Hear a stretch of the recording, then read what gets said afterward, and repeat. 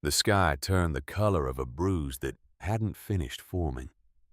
Margaret Calloway had been watching it from the porch of her farmhouse for the better part of 20 minutes, and she knew that color the way she knew the sound of her own heartbeat.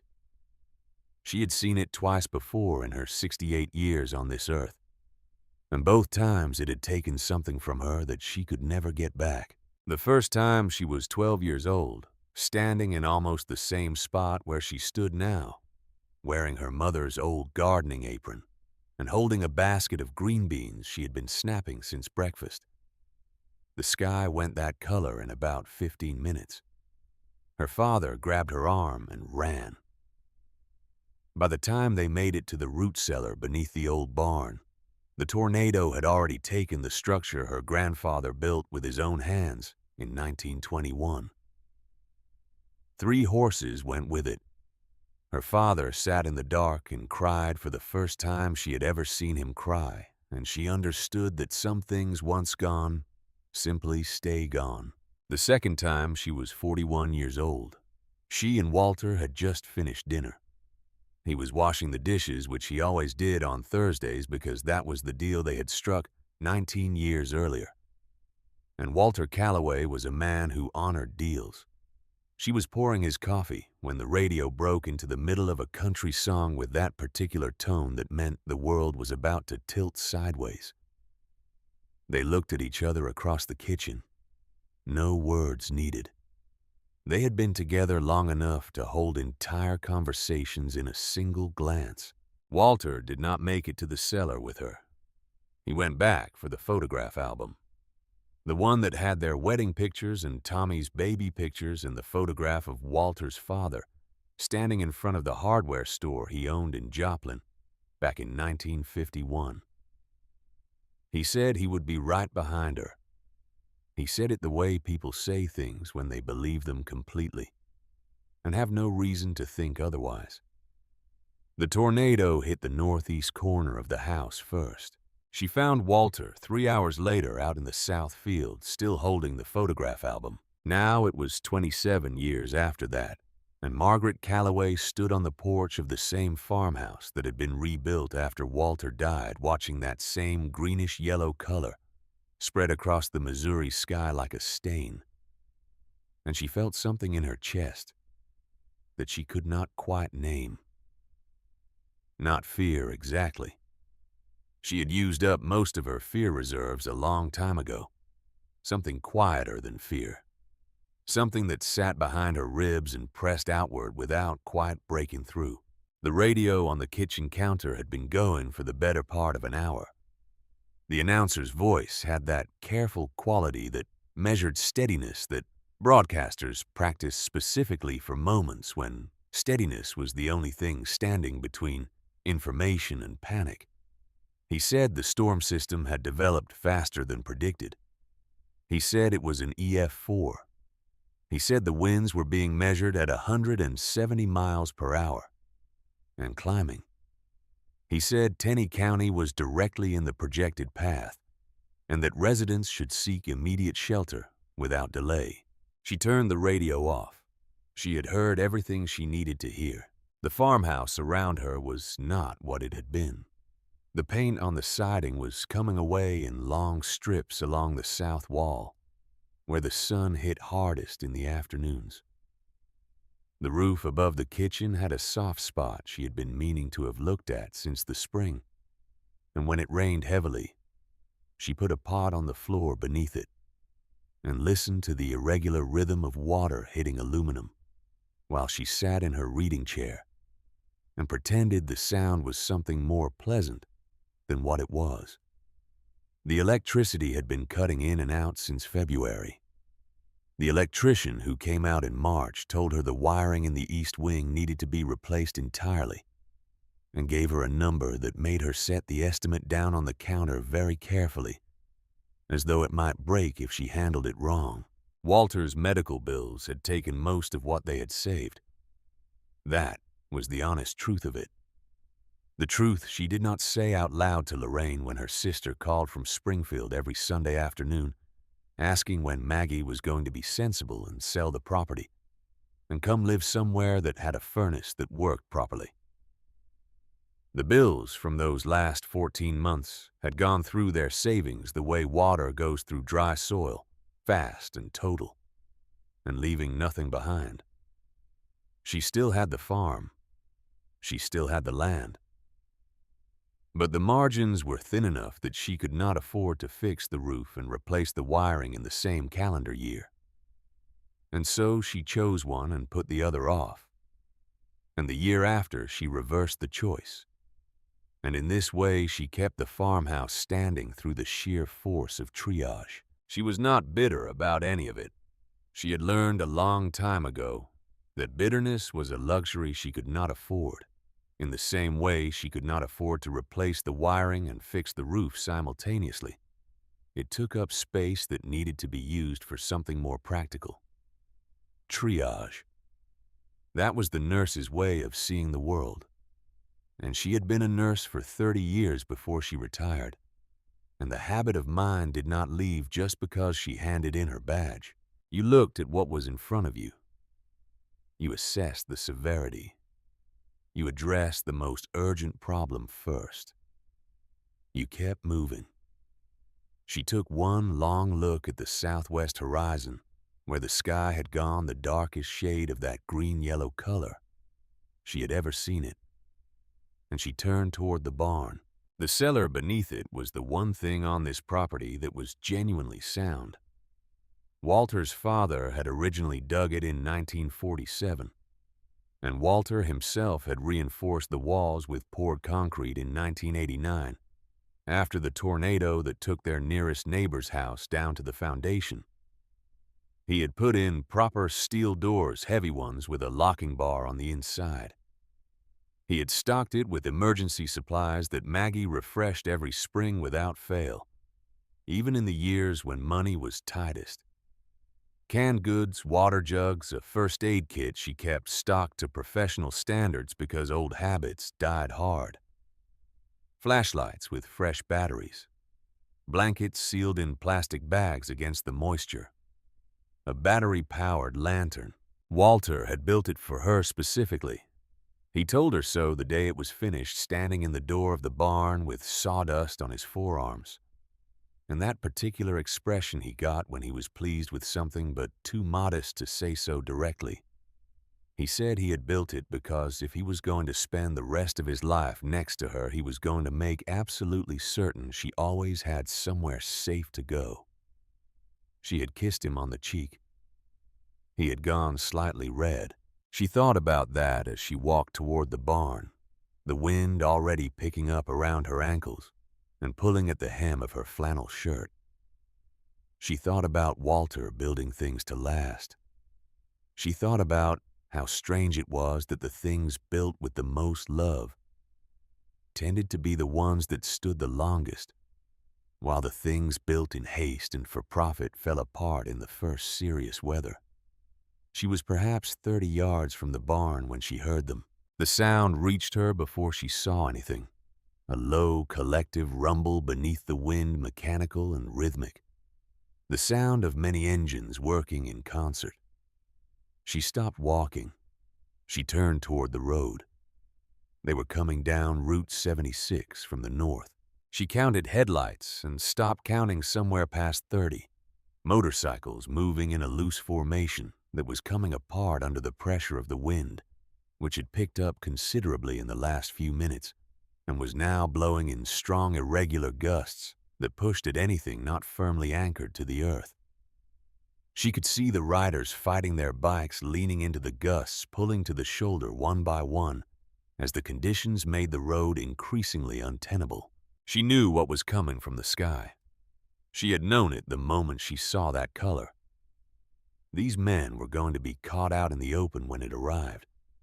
And out in the open in an EF4 tornado was a different category of experience than a root cellar, with poured concrete walls and steel doors. She was still 50 yards from the road when the first bike stopped at the end of her driveway. The rider was big. That was the first thing that registered. He was sitting on a black motorcycle that had clearly been built for distance riding and even seated with a helmet obscuring most of his face. He projected a kind of physical mass that the word large did not quite capture. He wore black leather from the shoulders down, a vest over the jacket covered in patches she could not read at this distance. Behind him, one by one, the other motorcycles were pulling over. She saw the patches more clearly as she got closer. She had lived in Missouri for 68 years. She knew those patches. Every instinct she had, every self-preservation signal her nervous system had developed over nearly 7 decades of living, told her to turn around, go to the cellar, lock the steel doors, wait for the storm to pass, let these men find their own shelter. Every instinct except one, the one that 30 years of nursing had burned into her at a level so deep it had become something close to biological, because there, near the back of the group, a motorcycle had gone down. She could see it from where she stood. One of the bikes had slipped on the wet asphalt, probably caught a gust at exactly the wrong angle, and the rider was on the ground. 2 others had already dismounted and were crouching over him. Even from this distance, she could see the arm. She had seen enough broken arms to recognize one before she was anywhere close enough to make a proper assessment. The angle was wrong. The way the rider was holding it against his chest, the way his whole body was organized around protecting that one point of injury, told her everything she needed to know about the severity. Before she had crossed half the distance between herself and the road, she did not make a decision exactly. It would be more accurate to say that the part of her that made decisions stepped aside and let the part of her that had been trained step forward. Her feet were moving before her mind had finished forming the thought. She grabbed the flashlight from her jacket pocket, and she ran toward them, waving her arm overhead.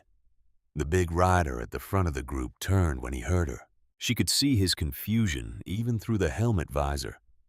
An old woman in a flannel shirt running towards 79 Hells Angels in the middle of a tornado, warning waving a flashlight.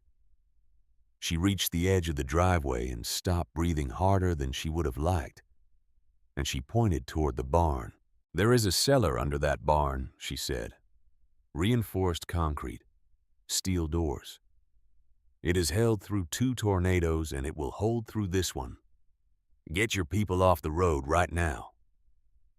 The big rider lifted his visor. He was somewhere in his early 50s, she guessed. A gray beard, close-cropped, and eyes that had a steadiness she recognized from years of working in emergency medicine. Eyes that had seen enough difficult outcomes that they no longer registered surprise easily. He looked at her with those eyes for a moment that felt considerably longer than it probably was. Then he said quietly, "Ma'am, do you know who we are?" She said yes, she knew exactly who they were. He said that most people, when they saw the patches, made a different choice. She said that most people were not looking at a broken arm and a tornado at the same time. Something shifted in his face. She would think about that expression later many times in the weeks and months after this night. It was not quite surprise. It was something closer to recognition, as though he had seen something he expected to find, but had stopped expecting to find in a long time. He turned toward his group, and his voice came out in a controlled shout that cut through the wind with the authority of a man who had been giving orders long enough that people had stopped questioning whether to follow them. "Everyone dismount. Leave the bikes. Follow the lady. Now." What happened in the next 4 minutes was the most efficiently organized chaos Margaret Calloway had ever witnessed, and she had spent 30 years in emergency rooms. The riders dismounted. They moved with the practiced efficiency of people who had spent enough time together. That communication had been compressed down to glances and gestures. 3 of the bigger men went immediately to the 2 who were helping the injured rider off the ground. Another pair started moving toward her barn without being told, following the direction she had indicated. She led the main group around to the back of the barn, where the steel cellar doors were set, flush into the ground, and the wind by this point was strong enough that she had to lean into it to walk, and the sky to the southwest had gone a color she had no name for. Something beyond green, something that occupied the part of the visible spectrum that seemed to exist specifically to signal that ordinary conditions no longer applied. 3 of the larger riders grabbed the handles of the cellar doors and pulled together. The rust on the hinges resisted for a moment, then gave. The doors swung back. Concrete stairs descended into darkness. She stood at the top and directed them down. She counted as they passed. 20, 40, 60. The injured rider was carried down by 2 men who moved with a careful steadiness that told her this was not the first time they had transported an injured person. His face was young late 20s perhaps, with tattoos running up the side of his neck, and his face was pale in a way that had nothing to do with the fading light. He was conscious, which was the important thing. He met her eyes as they carried him past, and there was something in his expression that she did not have time to read before he was through the doors and down the stairs. 73. 75. The wind was not wind anymore. It was a physical presence, a force that wanted to take whatever was not bolted down and add it to its collection. She braced herself against the frame of the cellar door and kept counting. 78. The big rider was the last one to the door.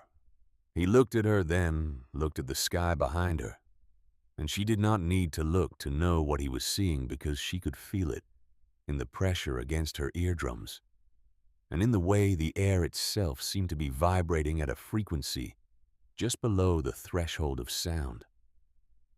"Get inside," he said. She went down the stairs. He followed, pulling the heavy steel doors shut behind him with a clang that rang through the concrete like a bell. Then there was the dark and the sound. She had been in this cellar twice during serious weather.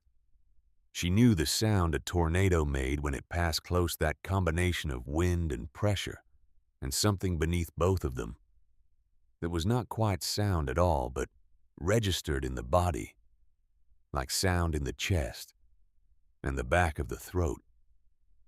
She knew it, and she had never made peace with it, and she suspected she never would. But she had a flashlight, and she had work to do. She clicked the beam on. The cellar had been designed to hold her family of 3, with room for the neighbors if needed. She had at various times over the years sheltered her sister and her sister's family, 2 neighbors from down the road, and a farmhand named Gerald, who had been caught on the property during a storm in 2011. The space was perhaps 40 feet by 30, with concrete walls and a ceiling just high enough to stand under without hunching if you were under 6 feet tall. It was now holding 79 men. The beam of her flashlight swept across a wall of leather and faces. They were pressed together in the way that large groups of people press together when fear overrides the usual invisible boundaries of personal space. Some of them were still catching their breath from the run. Some were already looking around the space with the focused assessment of people accustomed to evaluating environments. Some were just standing very still, which was what certain people did when they were afraid, and had been trained not to show it. She raised her voice. She said, "Does anyone else have injuries?" Voices came back. The man with the broken arm was the worst. A few others had minor cuts and scrapes from the road. Nothing that could not wait. She said his name, referring to the injured man. A voice said, "Reef. His name is Reef." She moved through the crowd, which parted for her, in the way crowds always parted for someone moving with specific purpose in a confined space. She found Reef sitting against the far wall, supported on either side by 2 men, roughly the size of small automobiles. She crouched down beside him and clicked the lantern on the battery-powered one she kept on the second shelf. And in its steady light, she began to assess the arm. He was watching her with pale eyes that were working hard to stay focused. She said, "What is your name?" He said, "Reef." His voice was tighter than it should have been, which told her his pain management was purely a function of willpower at this point. She said, "Reef, I am going to look at this arm. Some of what I need to do is going to hurt. You can squeeze my shoulder with your other hand if that helps." He stared at her for a moment with an expression she had seen before on young men in emergency rooms. That combination of bravado and gratitude that young men in pain defaulted to when a woman who was not their mother offered them competent kindness. He gave a short nod. She had splinted worse than this with less than what she had in her kit. The break was clean mid-shaft radius and possibly ulna as well, though she could not be certain without an x-ray. The joint above and below were intact. The circulation distal to the break was adequate. She worked steadily and methodically, talking him through each step in the flat, calm voice she had used in 30 years of emergency situations, because flat and calm was what people needed when the alternative was panic. Above them, the tornado arrived. The sound was not like thunder, which came from outside and moved through the air to reach you. This sound came from everywhere simultaneously. It came through the concrete walls and the steel doors, and the earth itself. The pressure in the space changed in a way that made several of the men grab their ears. Dust came down from the ceiling in a thin, continuous sifting, settling on shoulders and in the beams of flashlights. The steel doors at the top of the stairs flexed inward slightly, and then held. Someone in the back of the group began to pray, a low, rhythmic murmuring in English. She did not look up from what she was doing. She finished the splint and secured it, and told Reef not to move the arm, and that she would check it again in 30 minutes. She stood up.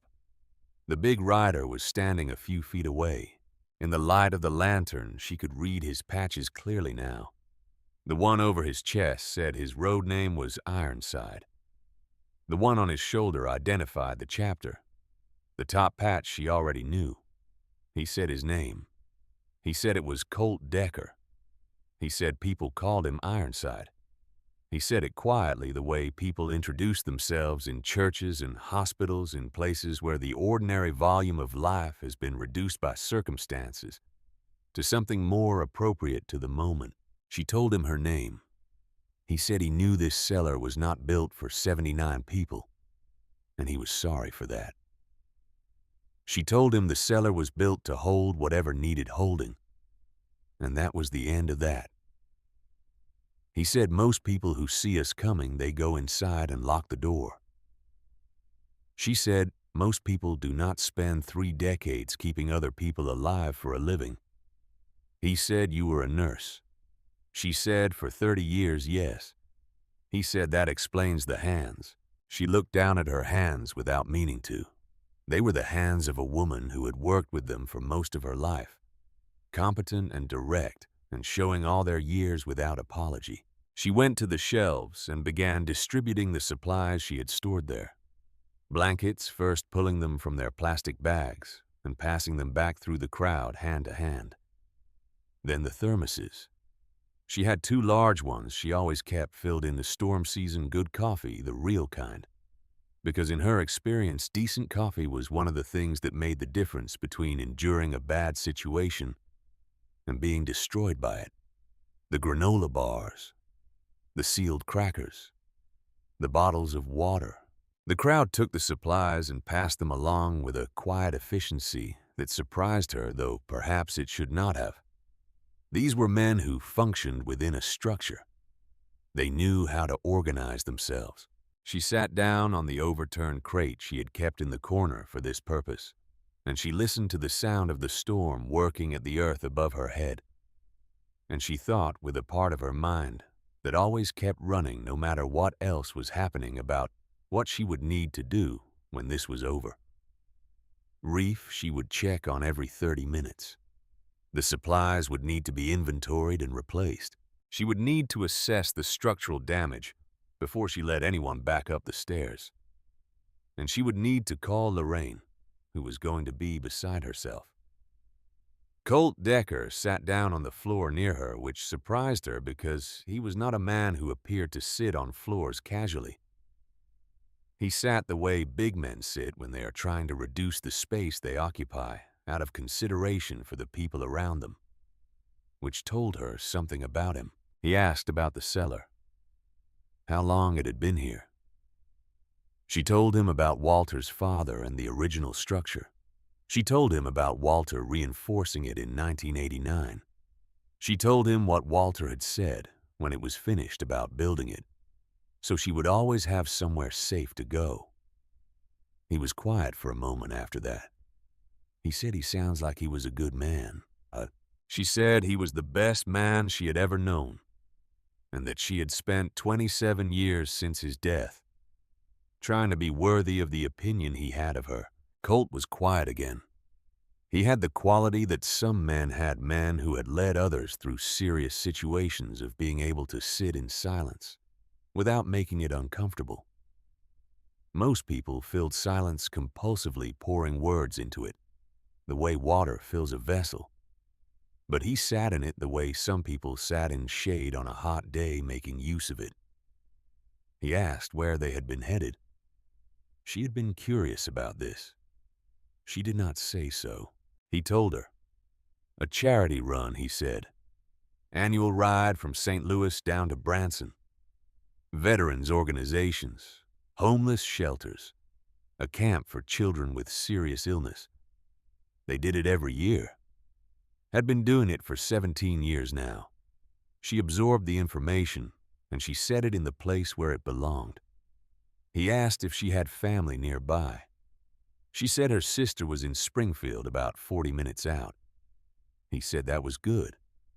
He said she would need someone close after a storm like this. She said she had been managing on her own for 27 years and was reasonably confident in her ability to continue. He looked at her sideways at that, not disagreeing, just acknowledging. Above them, the worst of it passed over that concentrated period, when the sound and the pressure combined into something that the body registered as fundamental threat, when the parts of the brain that had been there long before language were running at full power and overriding everything more recent. Some of the men were very still. Some had their eyes closed. A few were talking quietly to the ones beside them in the tone people used when they were talking about something ordinary, because ordinary was what they needed.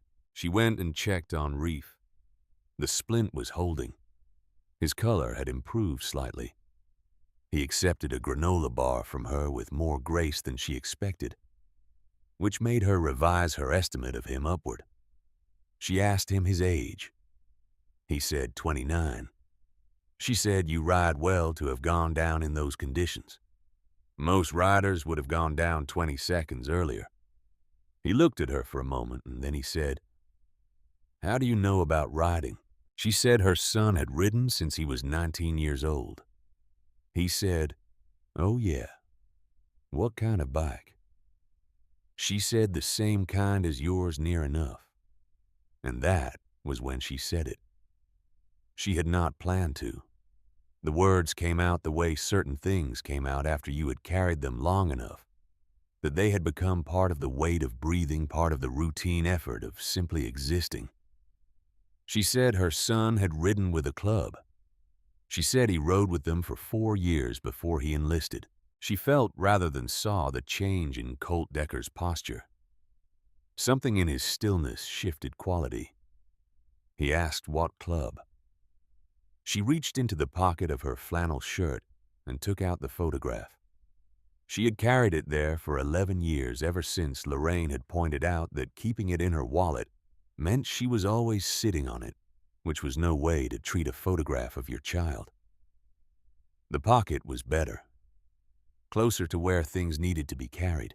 She held the lantern up and she looked at it one more time before she handed it to Colt, the way she always looked at it one more time before she gave it to anyone. because she was never entirely sure, even after all these years, that she could bear to let it leave her hands. It showed a young man standing in front of a motorcycle in a parking lot she did not recognize somewhere, flat and Midwestern with a gray sky above it. He was 22 years old in the photograph, and he was wearing the vest of the Missouri chapter of the Hells Angels, and he was smiling with his whole face in the way that some people smiled, who had not yet learned that the world expected more restraint from them. His road name was embroidered on a patch she had made him herself. When he told her he was joining the club, because she was his mother, and she wanted him to have something of hers with him regardless of where he went. His name was Tommy. His road name was Ghost because he moved quietly. She was told later so quietly that people sometimes turned around, and he was already somewhere else, already ahead of them, already at the edge of whatever was coming next. He had been 25 years old when he died in Iraq. 22 years ago, this past April, Colt took the photograph and looked at it in the lantern light in the cellar around them, continued its contained existence. The wind still audible above the concrete walls holding everything in place. And then a voice came from somewhere toward the back of the group. The voice said, "God Almighty." It said, "That is Ghost." The crowd shifted. Men turned. A figure moved forward from the back, working his way through with the urgency of someone who had heard something that required them to be in a specific place immediately. He was older than most of the others, somewhere past 60, with a white beard and a weathered face that had accumulated its years without much attempt at resistance. He looked at the photograph in Colt's hands, and then he looked at her, and the expression on his face was something she had not seen directed at her in a long time. He said, "You are Ghost's mother." She said, "Yes." He said, "You used to send packages to the whole chapter when Tommy first prospected, letters and food." He said his road name was Whitlock, and he had ridden with her son for almost 2 years before Tommy enlisted. He said Tommy used to read the letters out loud in the clubhouse, and every time, without fail, someone ended up claiming they had something in their eye. He said, "I thought about you when he died." He said a lot of them thought about her. He said they wanted to reach out, but they did not know if she would want to hear from them, if she wanted that part of his life to stay separate from the grief. He said they had not known what the right thing was to do.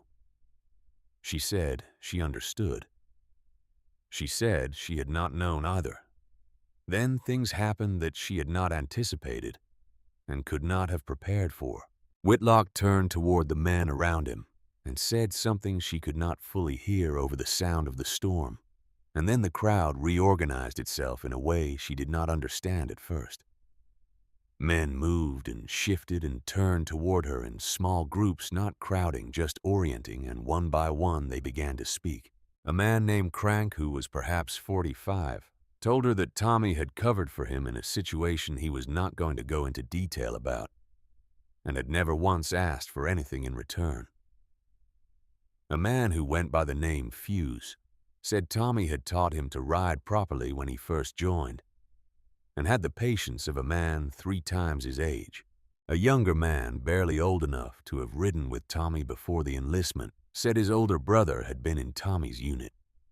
He said his brother had told him that Tommy was the kind of soldier who did not make speeches about honor, but who was simply functionally incapable of leaving anyone behind. She listened. She had thought she knew her son. She had thought that the 25 years she had with him, the first steps and the difficult teenage years, and the 4 years of riding with the club, and the 2 years of letters from overseas, she had thought that constituted knowing a person. She had been carrying the weight of his absence for 22 years, and in that carrying she had assembled him entirely from what she knew, and she had believed the assembly was complete. She understood now that she had been carrying a partial picture, The complete picture was here in this cellar, distributed among these men in pieces that she had never had access to. It was in Whitlock's voice when he talked about the letters she sent. It was in Crank's reluctance to go into detail about what Tommy had done for him, which told her more about the depth of it than any explanation could have. It was in the young man whose brother had served beside her son. She did not cry. What remained of her crying was reserved for situations that actually required it. But something in her chest that had been held in a specific configuration for 22 years shifted slightly into a different one. The way a load you have been carrying too long on one shoulder redistributes when you finally stop and set it down properly. She felt Colt Decker looking at her. She met his eyes. He did not say anything. Some conversations were better conducted below words, in the place where the things too large for language lived. She had learned this in 30 years of sitting with people in their worst hours. Some things could not be said, but they could be acknowledged, and the acknowledgement was its own form of language, adequate to the weight of the thing. The storm passed, not suddenly, but in the way serious things pass gradually, and then all at once the pressure easing. The sound retreating from its peak, the air changing as the worst of it moved on to wherever it was going next. She sat with that shift for a few minutes, feeling the cellar settle back into its ordinary stillness. She went and checked on Reef one final time before the stairs. His color was good. The splint was secure. He was eating a second granola bar and looking more embarrassed about the situation than pained, which was a reliable indicator of recovery trajectory. He asked her if she needed him to do anything. She said she would let him know. Colt stood at the foot of the stairs. He was looking up at the steel doors the way a man looked at something he was not sure he was ready to see on the other side of. She knew that look. She had seen it in hospitals in the moments before difficult news was delivered, when people stood at the threshold of what came next and gathered themselves. She stood beside him. She said, "I will go first." He said, with respect, no. She let him go first because it was not a hill worth contesting. He pushed the steel doors open. The gray light of early morning came down the stairs in a flat, colorless sheet, and in it she could see the expression on his face change as he looked out at what was there. And the way it changed told her before she reached the top of the stairs what she was going to find. She came up out of the cellar and stopped. The barn was standing, damaged, missing the upper half of its east wall and most of the roof above the tack room, but standing, which was what mattered. The farmhouse was not standing. Where it had been, there was a distribution of material across a radius of approximately 60 yards. She could identify individual components if she looked closely enough. The kitchen window frame, part of what had been the back bedroom wall, the cast iron pot she had kept on the stove since 1987, sitting upright in the driveway as though someone had placed it there. Her truck, which had been parked beside the barn, was in the south field wrapped around the base of the old oak tree she and Walter had put a swing on when Tommy was 4. The porch where she had stood 12 hours ago, watching the sky, was gone completely. She stood in the gray morning light and looked at what remained. She thought about the kitchen with the leaking roof and the wiring that needed replacing, and the pot she had been putting down on the floor to catch the drip. She thought about the bedroom where Walter had died and the hallway where Tommy's school photographs were hung in order from kindergarten to senior year. She thought about the reading chair and the shelves of books and the drawer in the kitchen where she kept things she might need someday and never did. She thought about 27 years of carrying the weight of this place alone. She thought about the insurmountable smallness of what was left. And then she looked at the cast iron pot sitting in the driveway, and she said out loud to no one in particular, or perhaps to Walter, "I never liked that kitchen anyway." Behind her, there was a short silence, and then Colt Decker started to laugh. It was not the laugh of a man who found something funny. It was the laugh of a man who had been holding something very tightly for a very long time and had just been given permission to put it down. It came out of him full and unguarded and genuine, the kind of laugh that was the other side of something, the release after the pressure. And once it started, it ran its course without any apparent ability to stop. Some of the men behind her picked it up, then more.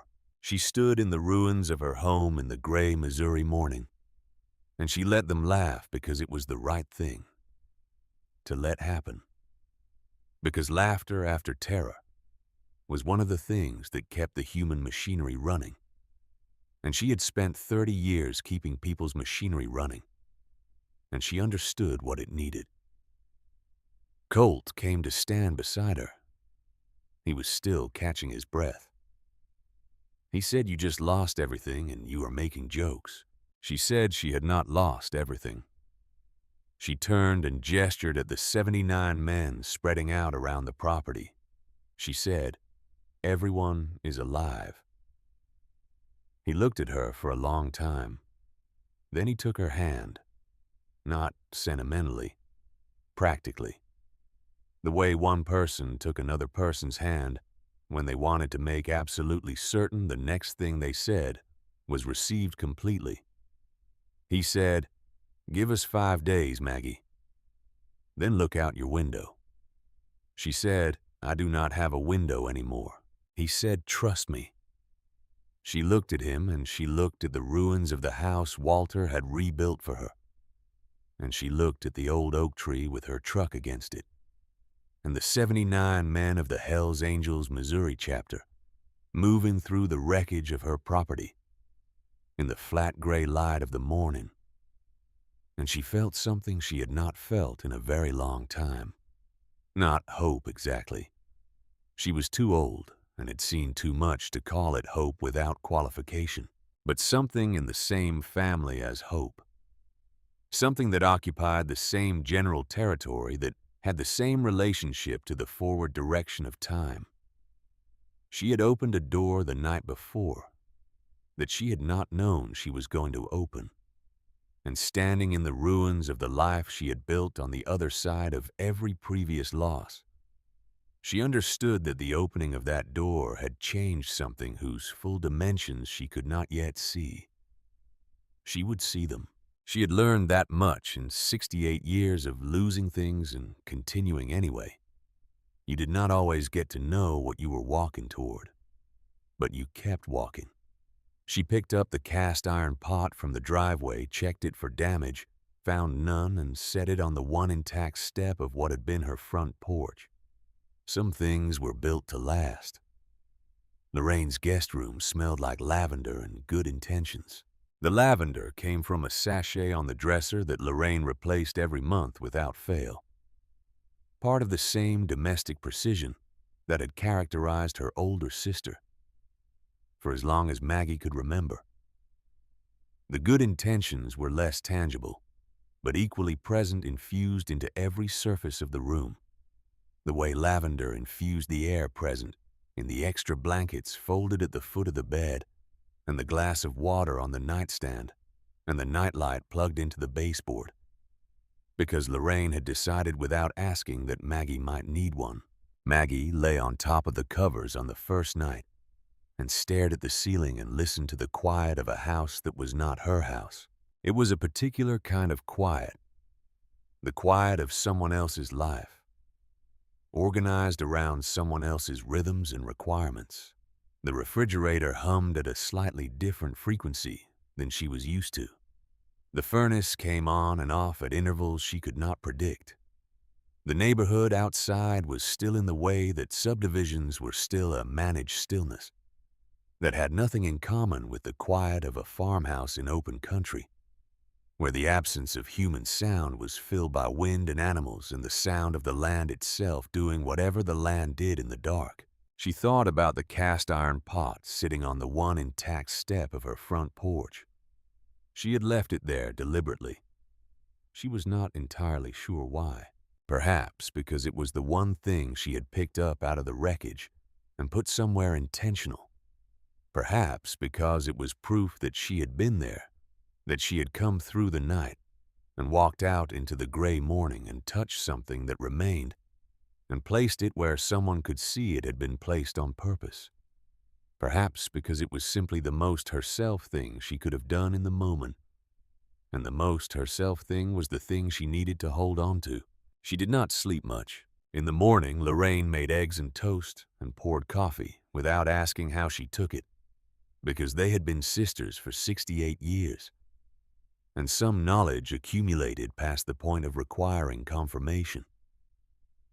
They sat at the kitchen table and ate without speaking for a while, which was one of the things Maggie had always valued about her sister.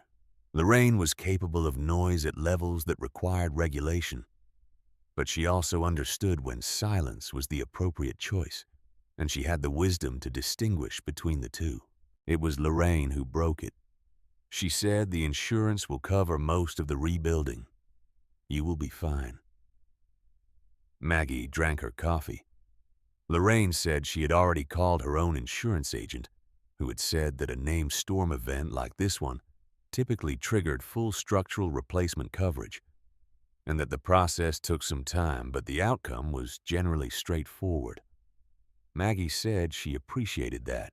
Lorraine said she had also been thinking, and she set her fork down in the careful way that preceded statements she had rehearsed, that this might be the right moment to consider whether rebuilding in the same location made practical sense.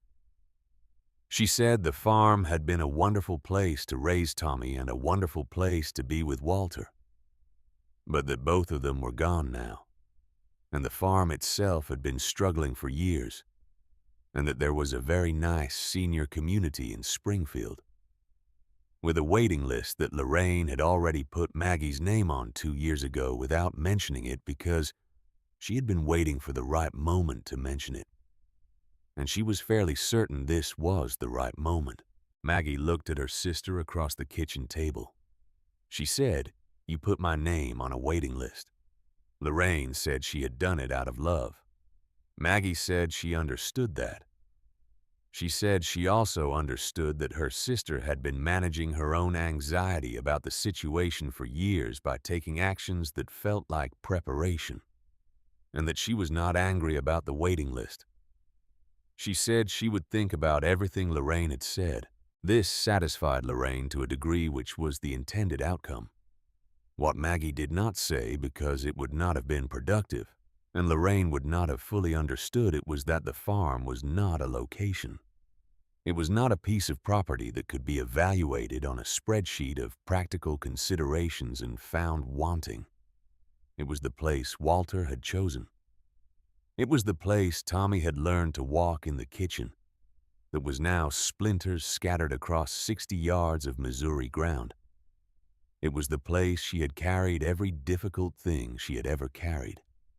And the carrying had shaped the place, and the place had shaped her, and they were not separable in any way that she knew. How to explain to someone who had moved 4 times in 20 years and thought of home as a thing that could be replicated with sufficient attention to decor? She thought about it differently.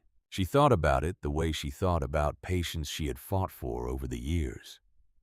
The ones other nurses had written off as too far gone. The ones where the practical assessment said the resources required outweighed the realistic probability of the outcome. She had never been the nurse who accepted that calculation without argument. She had always been the nurse who wanted to know exactly what the realistic probability was, based on who had run the numbers, and how recently and whether anyone had considered the variables that changed the equation. The farm was a patient, and she was not in the habit of giving up on patients. On the second morning, a man knocked on Lorraine's door. He was neat and soft-spoken, and wore a jacket with the logo of the insurance company Maggie had been paying premiums to for 22 years on the breast pocket. He introduced himself as Frank Neely. He said he was the regional adjuster assigned to her claim. He said he had driven out to the property the previous afternoon to complete the preliminary assessment, and that he had some information she would want to hear. She invited him in. Lorraine brought coffee, which Frank Neely accepted but did not drink, which told Maggie something about the nature of the information before he said a word. He set a manila folder on the kitchen table, and he opened it, and he walked her through the assessment with the practiced smoothness of a man who had delivered this kind of information many times and had developed a method for doing so that minimized the friction. He used technical language where technical language served as insulation. He referred to the policy document in ways that implied its provisions were straightforward and universally understood. He said the words structural non-compliance 3 times in the space of 4 minutes. The substance of what he said was this: the farmhouse, based on the construction assessment his team had completed, did not meet current residential building codes in several areas, specifically the foundation reinforcement standards that had been updated by Tenney County in 2019.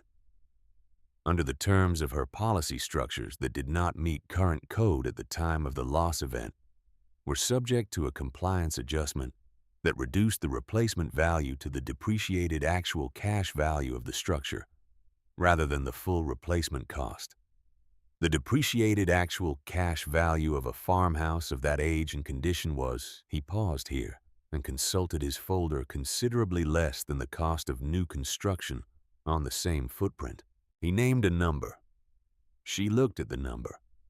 She said that number does not cover the foundation. He said he understood this was difficult news. She said she was not asking him to acknowledge that it was difficult. She was pointing out a mathematical fact.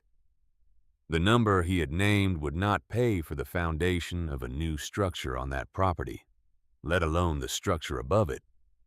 He said the policy terms were what they were. She said she had been paying premiums on that policy for 22 years every month, without a single late payment. And that, in those 22 years, she had filed exactly 1 claim for hail damage to the barn roof in 2014, and that the claim had been settled for less than $800. She said she would like to understand in specific terms how a policy she had faithfully maintained for 2 decades was now going to pay her less than the cost of a foundation. Frank Neely closed his folder. He said the policy terms were clearly outlined in the documentation she had received at signing and at each annual renewal. She said she was a retired nurse, not an attorney, and that the documentation he was referring to was 47 pages of language that had been designed by people with law degrees to be understood only by other people with law degrees, and that she did not believe 22 years of faithful premium payments entitled her to 4 pages of technical justification for a number that would not build her a garden shed. He said he was sorry she felt that way. She looked at him across Lorraine's kitchen table for a long moment. She said she would be in touch. He thanked her for his time and left his business card and took his folder and his untouched coffee and left. Lorraine stood in the kitchen doorway with an expression that mixed outrage on Maggie's behalf with relief that the confrontation had remained civil. Maggie picked up the business card and read it. She set it back down. She sat very still for approximately 30 seconds, which was the period of time she had learned over a lifetime of crisis management to allow between the arrival of genuinely bad information and the first action taken in response to it. 30 seconds was enough time for the reactive impulses to exhaust themselves and for the functional part of her mind to resume primary operation. Then she got up, found her reading glasses, and asked Lorraine if she could borrow the car. She drove to the office of a lawyer named Dawson in downtown Springfield, whose name she had gotten from a neighbor 3 years ago in a conversation about water rights disputes. Because in rural Missouri you occasionally needed to know a lawyer's name, and she had written it in the address book she kept in her purse and never thrown away.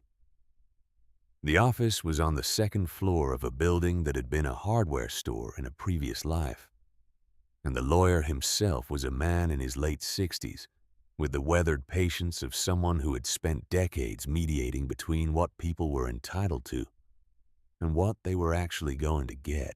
She sat across from him and she laid out the situation in the orderly, sequential way she had always presented case information. The timeline, the policy details as she understood them, the number Frank Neely had put on the table, the phrase structural noncompliance and the specific code amendment it referred to. The lawyer listened without interrupting. When she was done, he was quiet for a moment. Then he said there were a few things she should do immediately.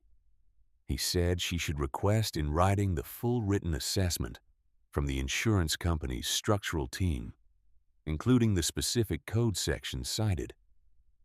He said she should gather her complete payment history, every premium, every renewal, every piece of correspondence. He said she should file a formal written objection to the claim determination with the State Insurance Commissioner's office, which had a consumer division specifically for this kind of dispute. He said she should do all of this before she spoke to Frank Neely again. She asked him if he thought she had a case. He said that, in his experience, when a large insurance company moved very quickly to invoke a technical exclusion on a long-term policyholder, following a major declared disaster, there was generally a reason for the speed that had less to do with the merits of the exclusion and more to do with the value of the asset in question. She asked him what he meant by that. He said he would look into it and call her. She thanked him and drove back to Lorraine's house and sat down at Lorraine's kitchen table with her address book and the reading glasses and the notepad she carried in her purse, and she began to construct the file. This was the work she knew: the intake form, the timeline, the documentation trail, the organized accumulation of verifiable fact. 30 years of nursing had been in large part the practice of this exact skill applied to different subject matter. The assembly of information into a structure that could not be argued with because it was simply irrefutably what had happened. Hospitals ran on documentation. Cases were won and lost on the quality of the record. She had trained generations of younger nurses in this truth. If it was not written down, it did not exist. And if it was written down incorrectly, it was worse than not existing at all. She had every premium payment receipt. She kept them in a box in the order she received them, organized by year, going back to the origination of the policy. This was not a system she had created in anticipation of any particular problem. It was simply how she managed paper, the same way she managed everything, with the assumption that the record mattered and that the day you needed it would come without warning. She spent the afternoon building the file. She was on the 4th year of premium records when her phone rang. It was Colt Decker. He asked how she was. She said she was fine, and that the insurance company was attempting to pay her significantly less than the replacement cost of her home on the basis of a technical exclusion she intended to challenge. There was a brief silence on his end. He said he had been doing some reading since he got back to St. Louis. He said a man in the club named Art had also been doing some reading. He said Art had a background in financial investigation before he retired and joined the club, and that when Art started reading things, he tended to find things that other people had not looked for yet. She asked what Art had found. He said he would rather tell her in person. He said he was coming back to Tenney County in 2 days to start organizing what they were going to do about her house, and that he would tell her then. He said she should continue what she was doing with the documentation, because it was going to matter. She asked him how he knew what she was doing. He said he had spent 30 seconds talking to her and had a reasonable working theory about what she did when she encountered a problem. She told him she would see him in 2 days. She went back to the premium records.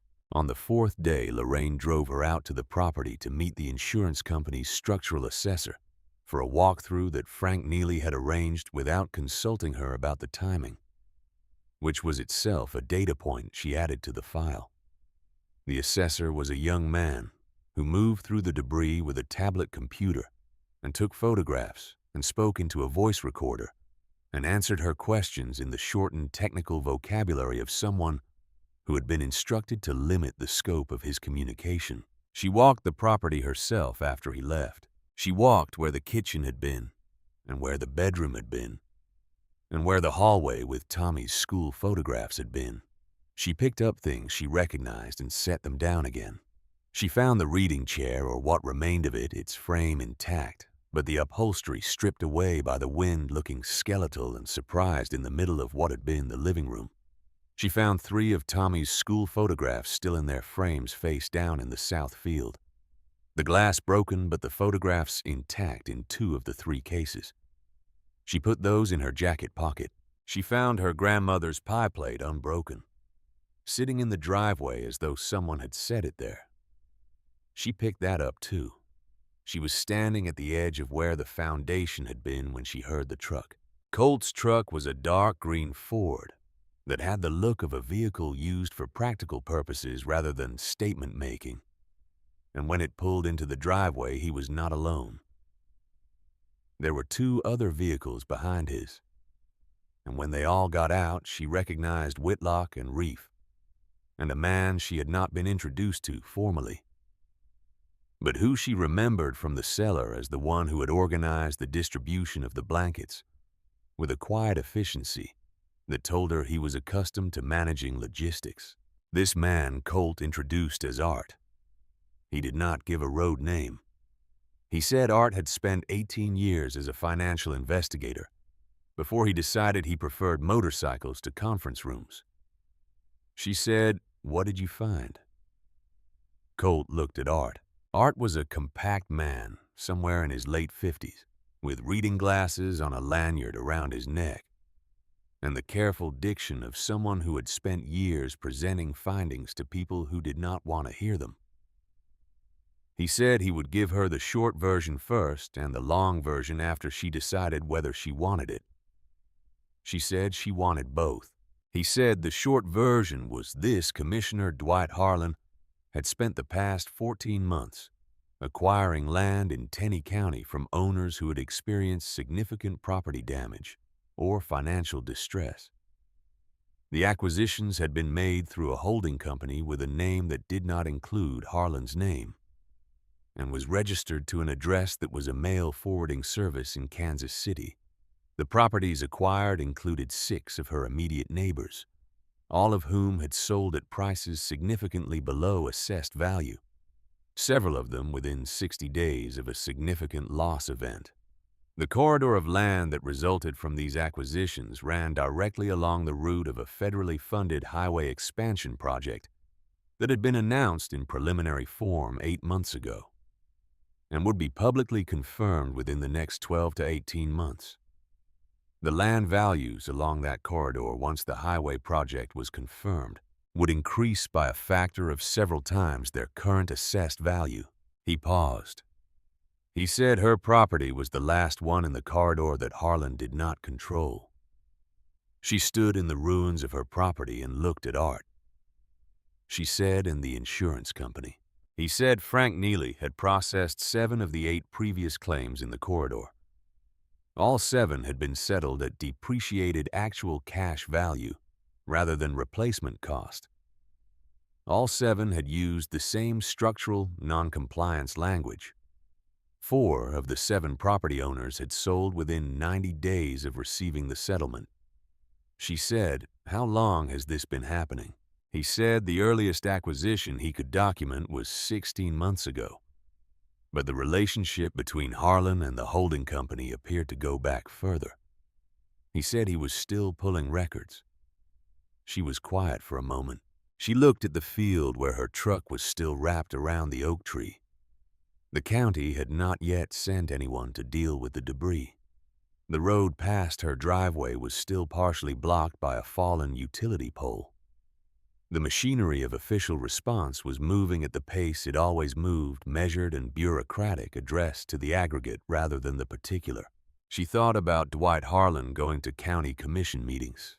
She thought about him shaking hands and signing paperwork and building a corridor of acquired land, one distressed property at a time, quietly through a company no one would connect to him, waiting for a highway announcement that would make him wealthy enough that the original investment would look like pocket change. She thought about 7 of her neighbors selling their land for less than it was worth, because the insurance settlement left them no alternative.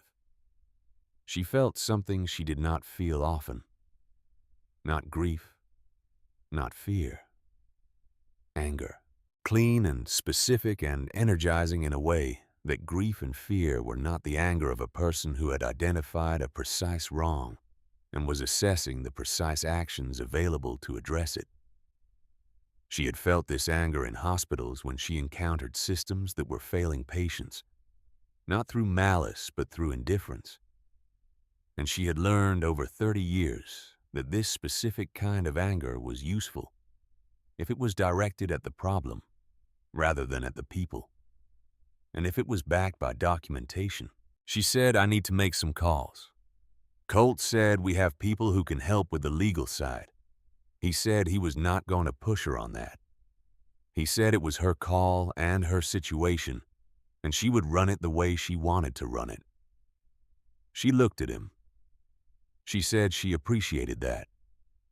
She said she had been managing things herself for a long time, and she was not planning to stop.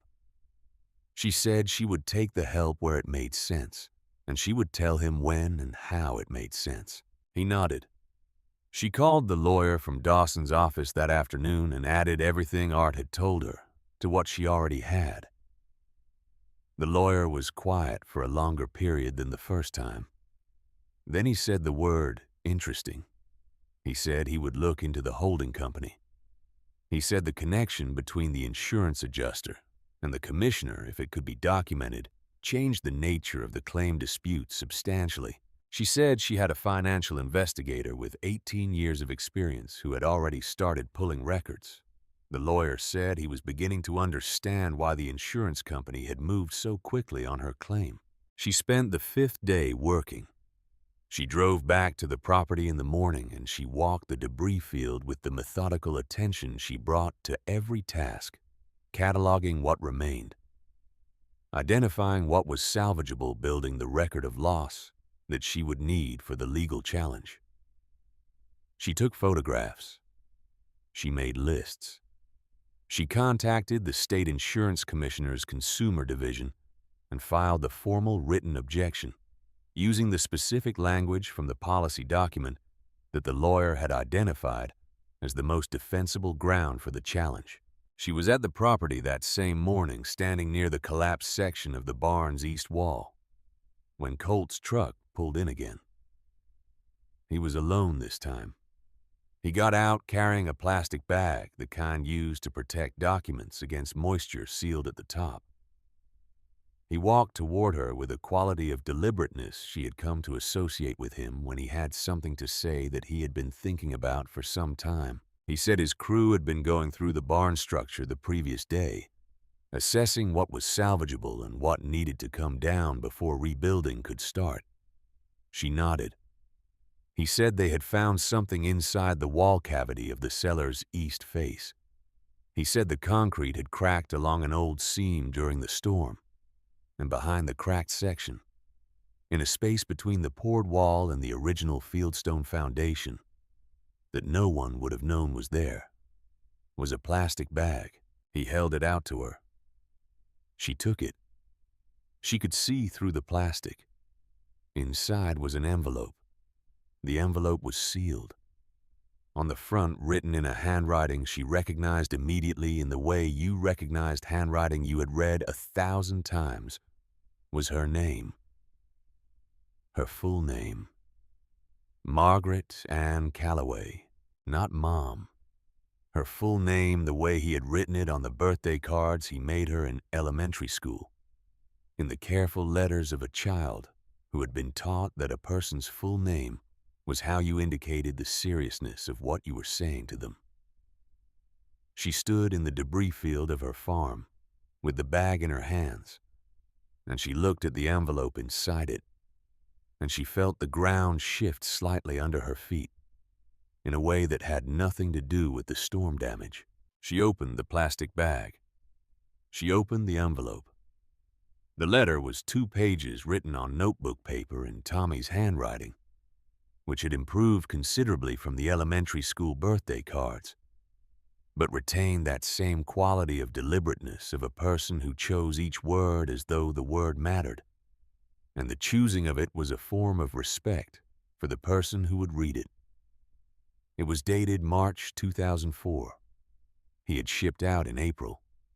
She stood in the morning light and she read. He said he hoped she never had to read this. He said that if she was reading it, then something had happened that he could not prevent from happening, and that he was sorry for that, and that he needed her to know a few things. He said the club had promised to look after her. He said he had made them promise years ago before his first deployment, and that they had renewed the promise before this one. He said he knew she was independent and would resist being looked after, and that he was relying on them to be persistent enough to get past her resistance, and that he was relying on her to let them eventually, because she deserved people in her corner, and he was not always going to be able to be that person. She stopped reading. She stood with the pages in her hands, and she looked at the property around her, at the barn, and the debris and the foundation where the farmhouse had been, and she felt the weight of 22 years of carrying things alone, and she felt the weight of the letter in her hands, and she felt the specific quality of grief that came not from new loss, but from old loss arriving in a new form, showing you the dimensions of what had been missing all along. She made herself continue. The second part of the letter was different in tone, crisper, more specific. Tommy wrote that in the months before his deployment, he had become aware of something happening in Tenney County that he believed was wrong, and that he had gathered information about it carefully over time, using connections he did not go into detail about. He wrote that the information was in a separate envelope that would be delivered with this letter inside the same wall cavity, and that it concerned a pattern of land acquisition and official misconduct that he had not had the opportunity to bring forward before leaving, and that he was entrusting it to the club, because he trusted them to see it through if he could not. He wrote that he did not know exactly what the information would be worth by the time anyone read it. He wrote that some things got worse over time when no one stopped them, and that he hoped it was not too late. He wrote that he loved her. He wrote it twice, once at the end of the first part, and once at the very end of the letter in larger letters than everything else, as though he wanted to make sure that whatever else she took from reading it, that part came through clearly. She folded the pages. She put them back in the envelope. She stood in the quiet of the morning for a long time. Then she looked up. Colt was leaning against his truck 20 feet away, giving her the space the moment required.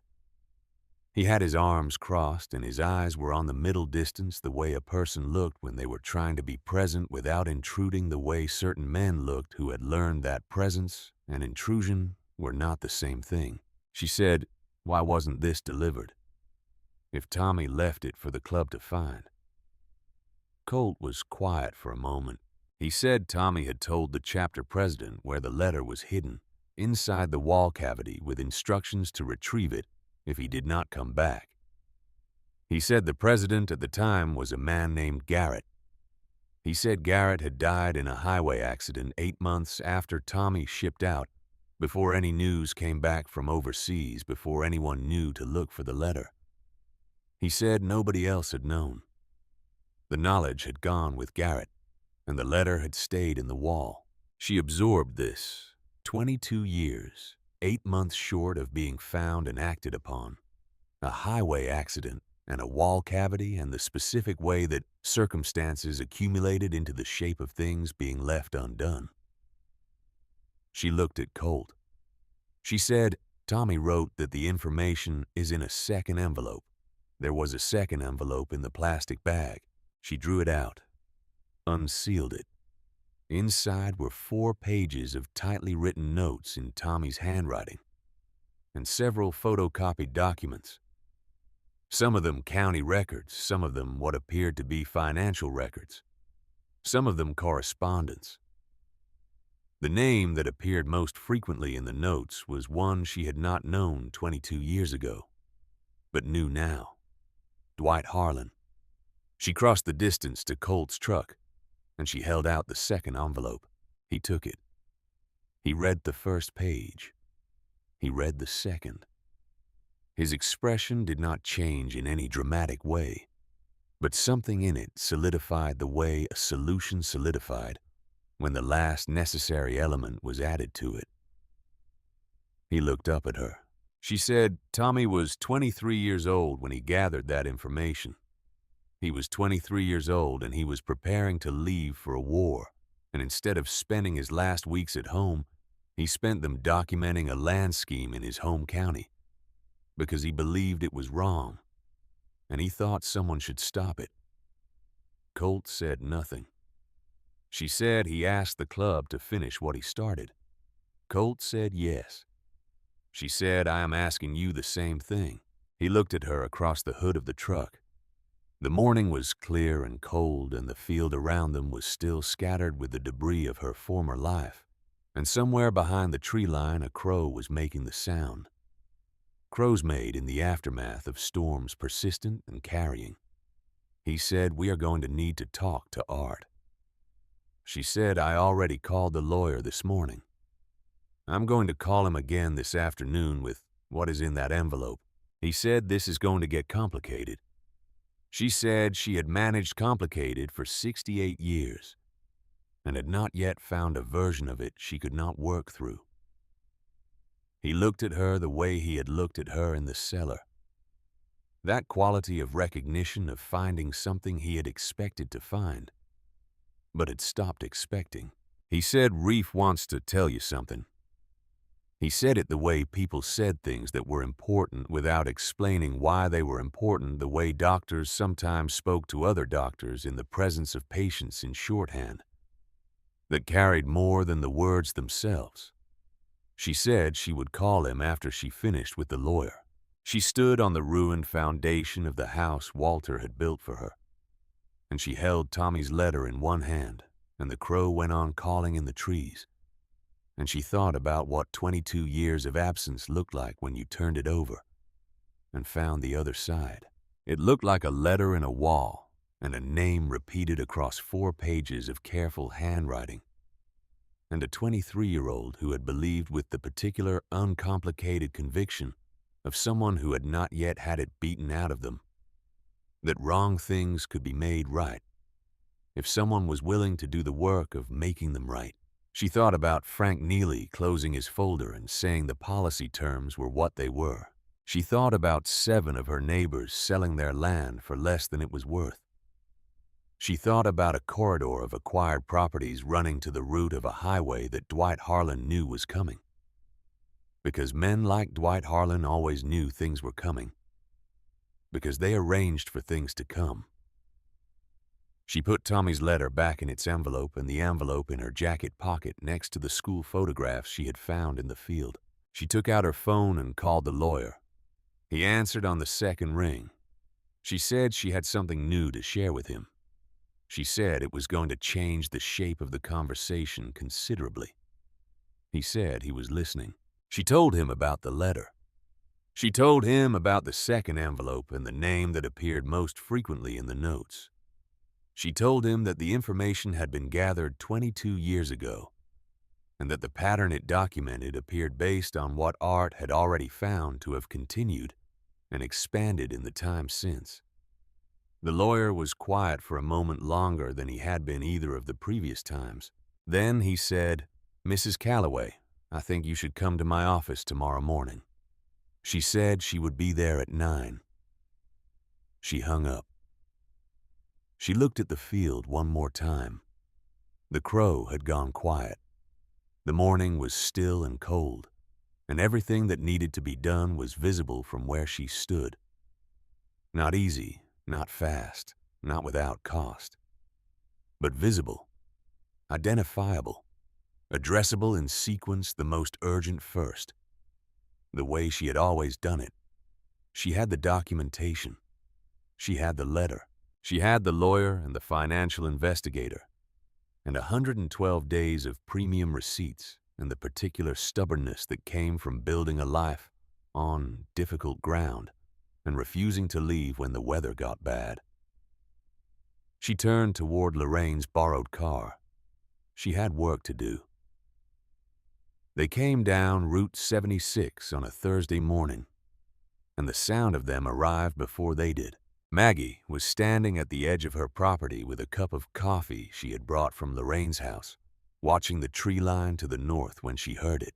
Low at first, the way distant thunder announced itself before the storm was visible, a vibration in the air that you felt in the chest before you registered it in the ears, then building, then filling the morning completely, that collective mechanical roar that had a quality unlike any other sound she knew, something between music and weather, something that moved through the body rather than simply reaching it. She had heard 79 of them arrive 5 days ago in wind and rain and crisis. This was different. This was 300 motorcycles coming down a clear Missouri morning with nowhere else to be and nothing else to do. And when they came around the long curve where Route 76 bent south, and the line of them became visible, stretching back further than she could see. 2 lanes of chrome and leather moving in a formation so extended it looked less like a group of vehicles and more like a feature of the landscape. She set her coffee down on the one intact step of her former porch, and she put her hand over her mouth, not to stop herself from crying. She had cried the night before alone in Lorraine's guest room, with Tommy's letter on the nightstand and the school photographs arranged against the base of the lamp. She had given herself that the full weight of it, the letter and what it meant, and the 22 years of not knowing it existed, and the particular shape of the grief that came from discovering that your child had tried to take care of you from a great distance and across an interval of time that had swallowed the attempt whole.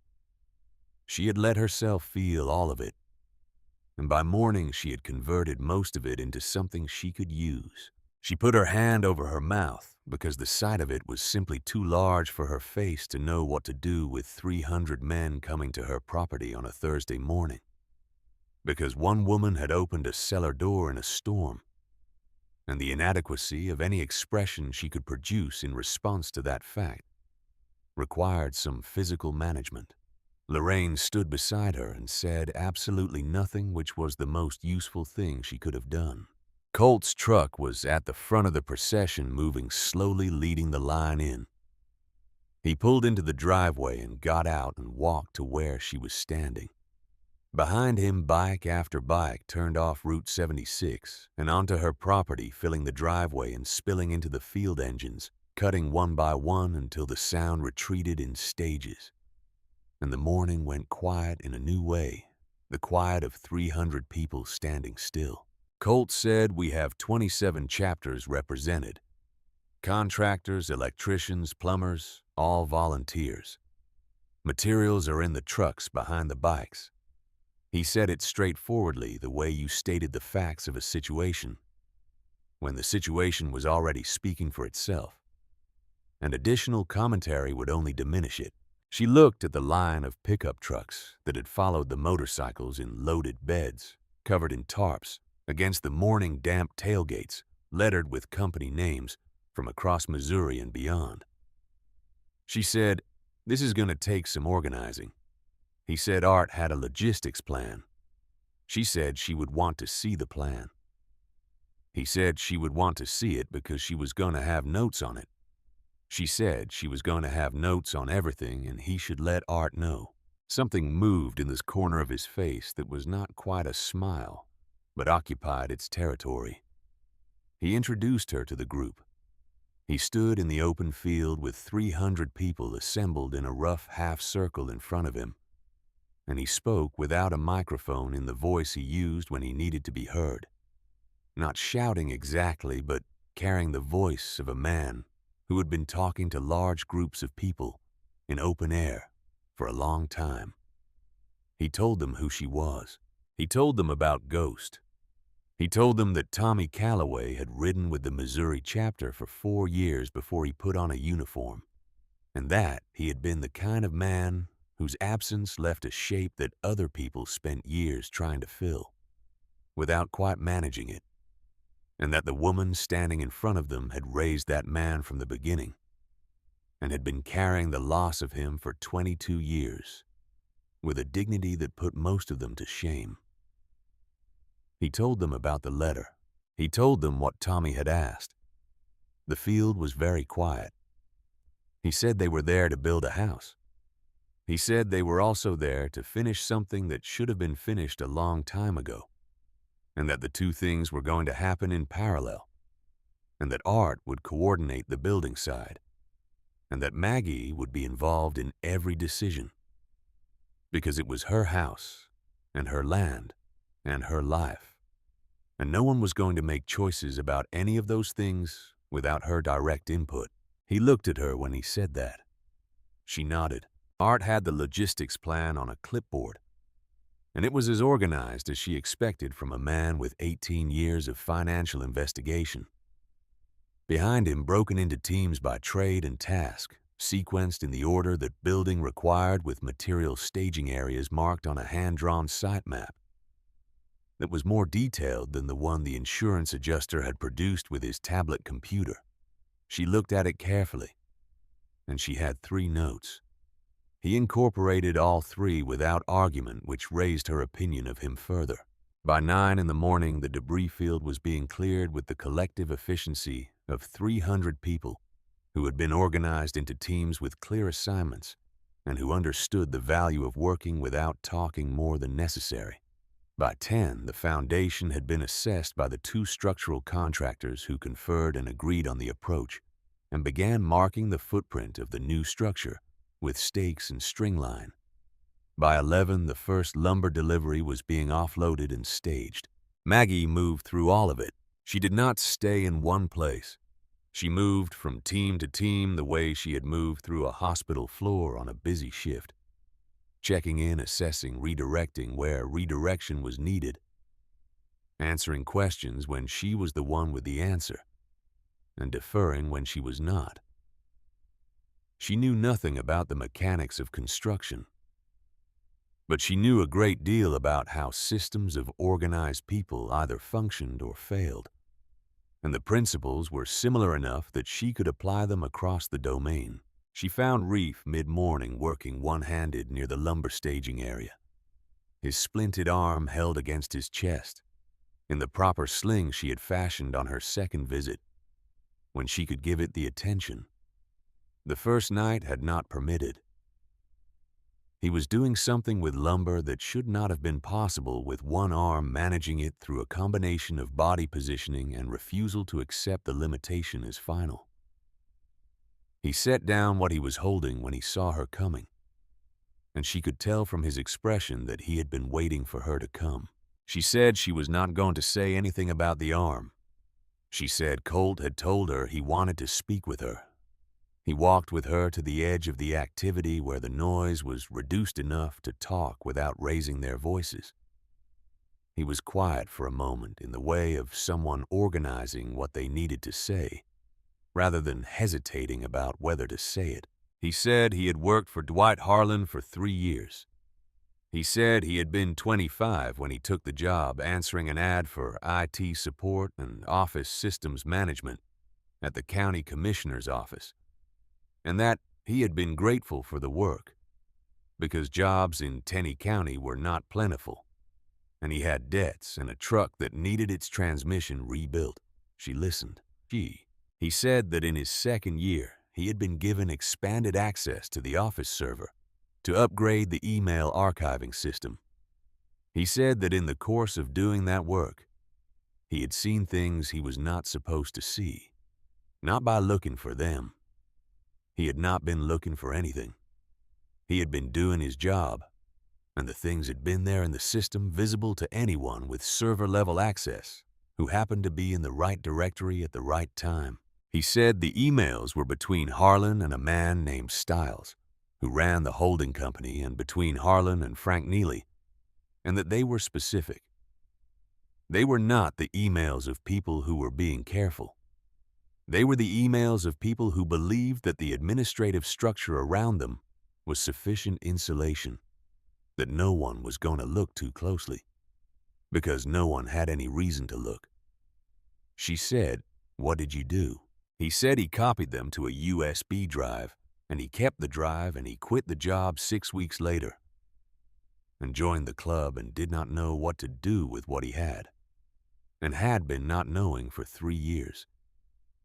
He reached into the inside pocket of his vest and held out a small black USB drive. She took it. She looked at it sitting in her palm, smaller than her thumb. 3 years of not knowing what to do with it. She said, "Why are you giving this to me now?"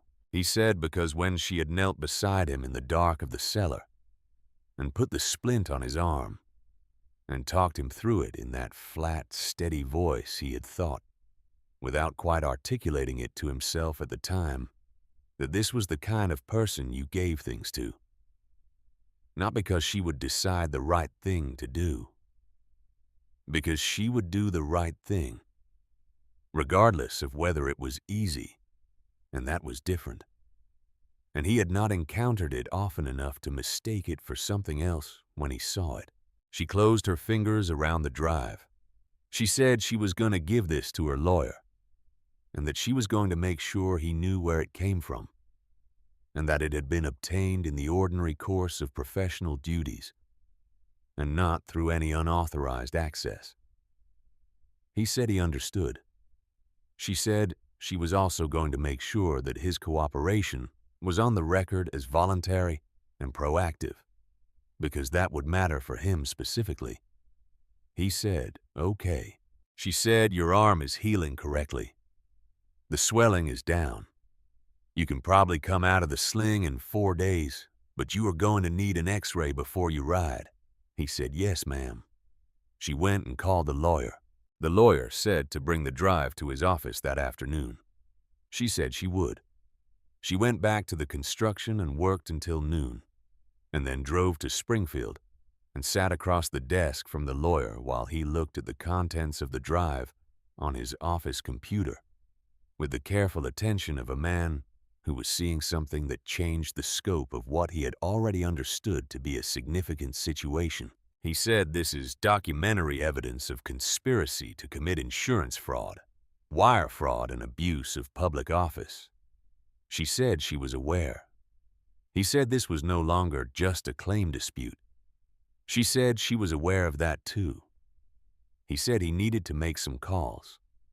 He said she should go back to her property, and he would contact her by end of day. He said she should not discuss the contents of the drive with anyone other than the people already in the circle. She drove back. It was mid-afternoon when the county vehicle arrived. It was white with the seal of Tenney County on the door, and it pulled up on the road outside her property and stopped. And the man who got out was wearing the uniform of the county sheriff's department. He was in his mid-50s, broad through the shoulders, with the expression of a man who had been sent to do something he knew was going to be difficult and had arranged his face in advance to communicate that the difficulty was not his personal preference but merely the execution of his professional obligations. His name was on his badge, Sheriff Dale Pruitt. She had not known the name before Art told her it 3 days ago. She knew it now.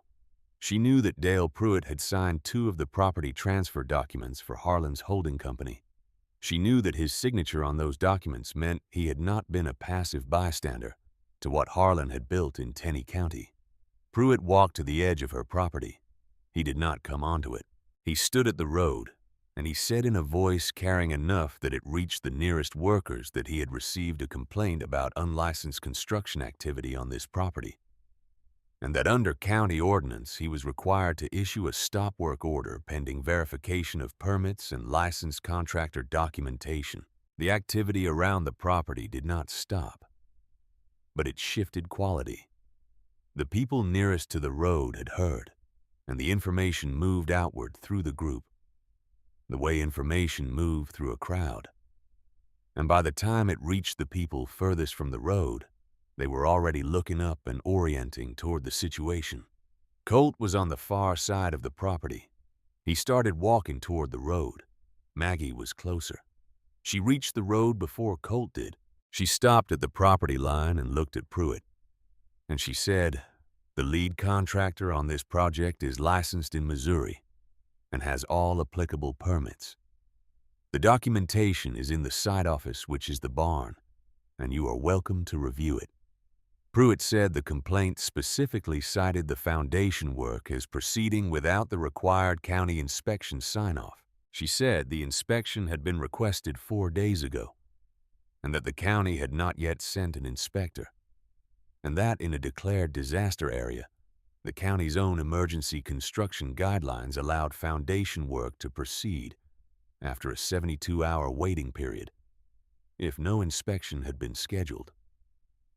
Pruitt's expression did not change, but something in it recalibrated.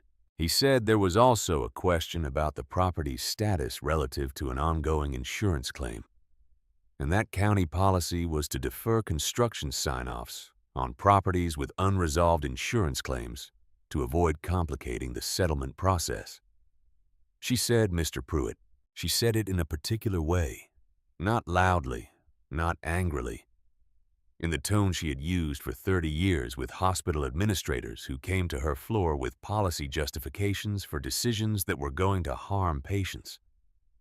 The tone that said she understood exactly what was happening and was going to speak to it directly, and that the person she was speaking to should adjust their expectations accordingly. She said she was aware of his name on the transfer documents for Harlan Development Holdings. She said her lawyer was aware of it. She said the state insurance commissioner's office was aware of it. She said that within the next 48 hours, additional parties at the state and federal level were going to become aware of it, and that the position he was currently in, standing at the road in front of her property, issuing a stop work order at Dwight Harlan's instruction, was a position he might want to reconsider before it became a permanent feature of the public record. The field behind her was very quiet. 300 people had stopped what they were doing. Pruitt stood at the road. He was a man who had spent his career in a position of institutional authority, in a county where the institutional authority had been for at least 14 months, pointed in a direction that served specific interests at the expense of everyone else. He had worn the weight of that authority so long, he had stopped feeling it as weight. He stood at the road and felt it now, the full and unredistributed weight of what he had been part of pressing down on him in front of 300 witnesses on a clear Missouri afternoon. He said, "I'm going to need to make a call." She said she thought that was probably a good idea. He walked back to his vehicle. He sat in it for a long time. Then he drove away. The field stayed quiet for a moment after his taillights disappeared around the curve. Then someone started to clap. It moved through the group the way the laughter had moved after the tornado person-to-person building until it was general and full, and occupying the whole field. And she stood at the road with her back to all of it, and looked at the empty stretch of Route 76, where Pruitt's truck had been, and she let herself breathe. Colt appeared beside her. He said, "You knew his name." She said she knew a good many things at this point, and intended to know considerably more before she was done. He said, "What do you need?" She said she needed a phone and an hour, and she needed the construction to continue without stopping. He said both of those things were available. She called the television station in Springfield herself. She had thought about this the previous night. Not the specific station, but the principle of it. The idea that the documentation she had accumulated, and the letter Tommy had written, and the USB drive Reef had kept for 3 years, constituted a story that needed to be in the air publicly, in a form that could not be quietly managed by a county commissioner, or quietly ignored by an insurance company that was counting on her running out of resources or resolve. She had thought about it, and decided that the moment for it was when the stop work order arrived, because the stop work order would crystallize everything into a single visible action. A man in a county vehicle coming to her property to prevent her from rebuilding her home. And that image would do work that a stack of documents could not do by itself. She asked for the news desk. She said she had a story about disaster relief obstruction, insurance fraud, and 22 years of a dead soldier's unfinished business, and that she had documentation for all of it, and that there was currently a construction crew of 300 people on her property who had just been issued a stop work order by a county official whose name appeared on fraudulent property transfer documents. The third person she was transferred to asked her to repeat the part about the dead soldier's unfinished business, and she did. And there was a pause, and that person said they would have a crew there within the hour. She handed the phone back to Colt. He looked at her. She said the construction should not stop. Whatever happens when the cameras arrive, the construction should not stop, because the visual of 300 people building a house while the cameras are here is more useful than anything I can say. He said, understood. The news crew arrived in 55 minutes. 2 of them, a reporter and a camera operator, driving a station wagon with the channel logo on the side. The reporter was a woman in her mid-30s, with the alertness of someone who arrived at a scene and began immediately processing what she was seeing and reorganizing it against what she had been told. She looked at the construction activity. She looked at the 300 people. She looked at the site where the foundation was already poured, and the framing was beginning to rise. She looked at Maggie. She said, "Mrs. Calloway, can you walk me through what happened here?" Maggie said she could. She did not perform it. She did not modulate her voice or arrange her expression, or choose her words for effect. She said what had happened in order clearly, the way she would have described a patient's history to a new physician coming onto a case. She said she had sheltered 79 men during an EF4 tornado. She said the tornado had destroyed her home. She said the insurance company had offered her a settlement that would not pay for a foundation on the basis of a technical exclusion that she believed had been applied at the direction of the county commissioner. She said she had documentation supporting that belief. She said her attorney was in contact with the state insurance commissioner's office and with law enforcement at the state level. Then she took Tommy's letter from her jacket pocket. She had thought about whether to read it publicly, whether it was too private a thing to put into the air in front of cameras. She had decided that Tommy had written it to be read, and that the people who needed to hear it were not limited to her. She had decided that the 22 years of it sitting in a wall while Dwight Harlan operated freely in the county Tommy had grown up in was an argument against privacy and for the full light of public knowledge. She read it. She did not rush it. She read it in the same level voice she had used in the cellar. The voice that had nothing left to prove and no reason to perform. She read the part about the club's promise, and the part about how Tommy knew she was independent and would resist being looked after. She read the part about the information in the second envelope and what he had gathered and why. When she got to the last line, the one he had written twice, the one in larger letters than everything else, she paused. She did not look at the camera. She looked at the letter.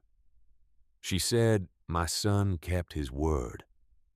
He kept it across 22 years, and a war, and his own death."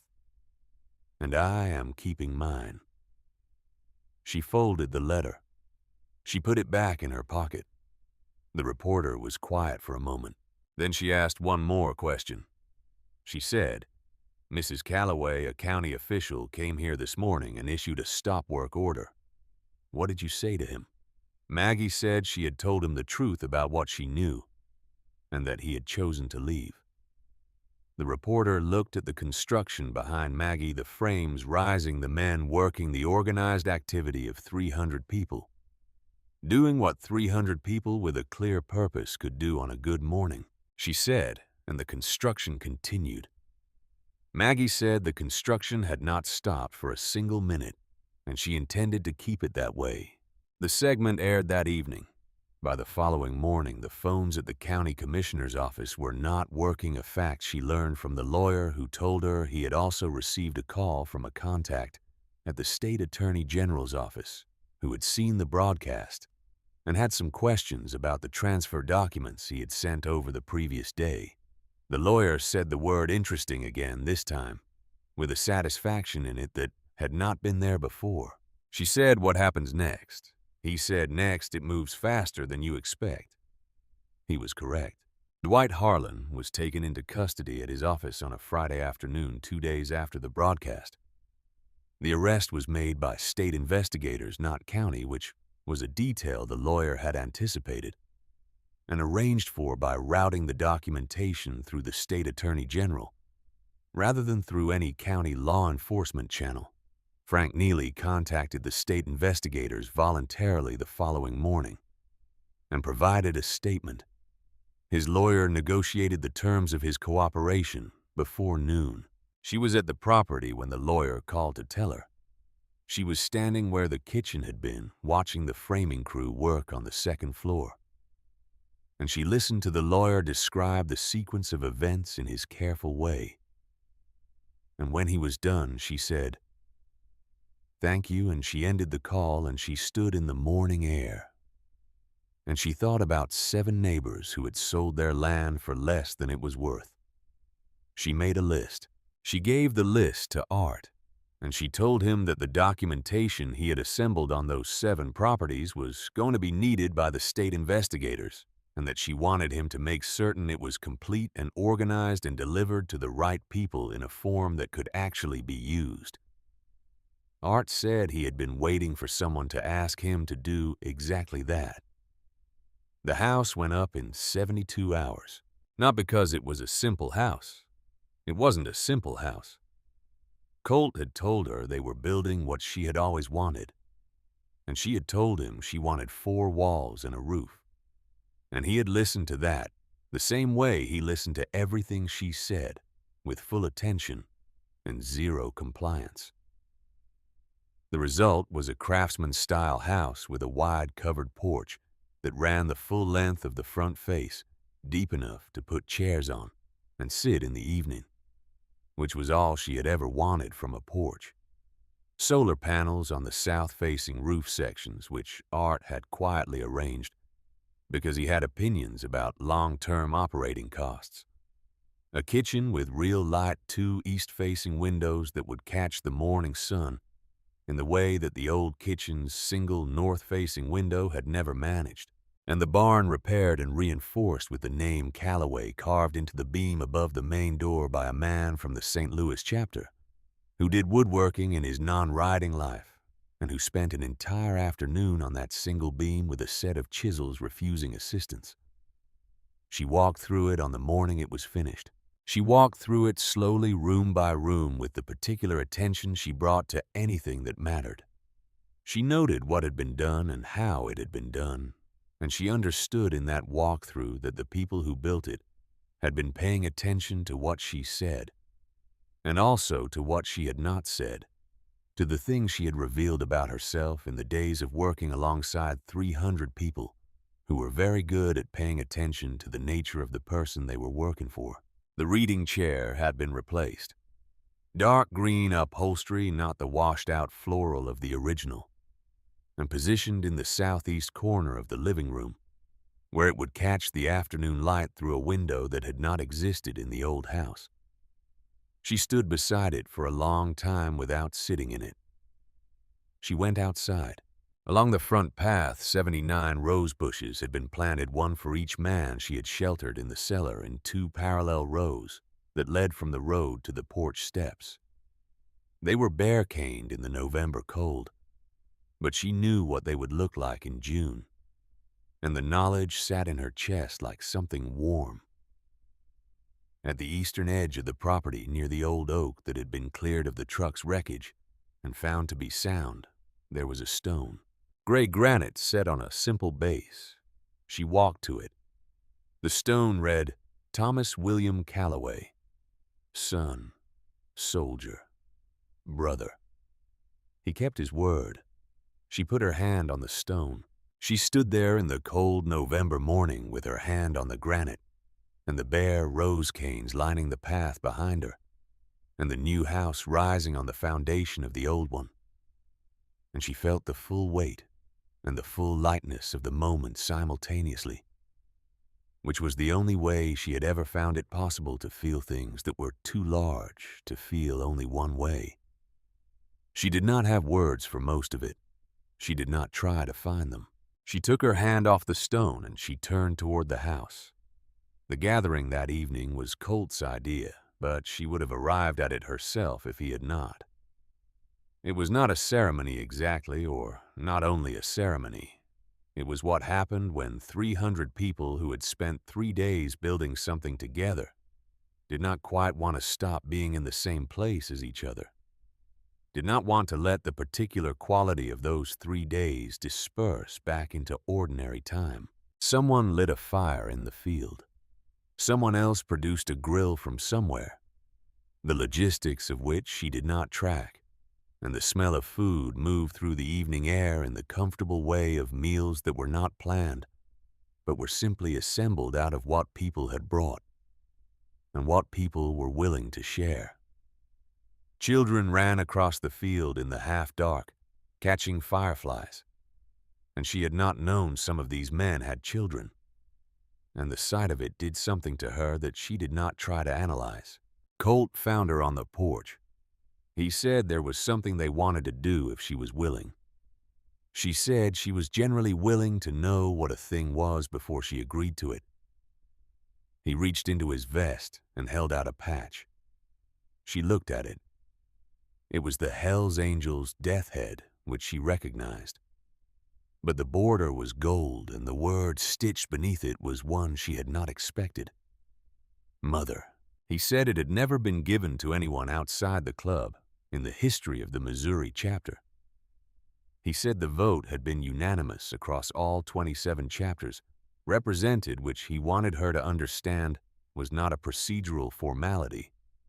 He said 27 chapter votes had each been a separate conversation, and each had come back the same way, which told him something about how the people in those conversations had felt about what she had done and who she was. He said, Tommy asked us to take care of you. We are asking you to let us. She held the patch in both hands.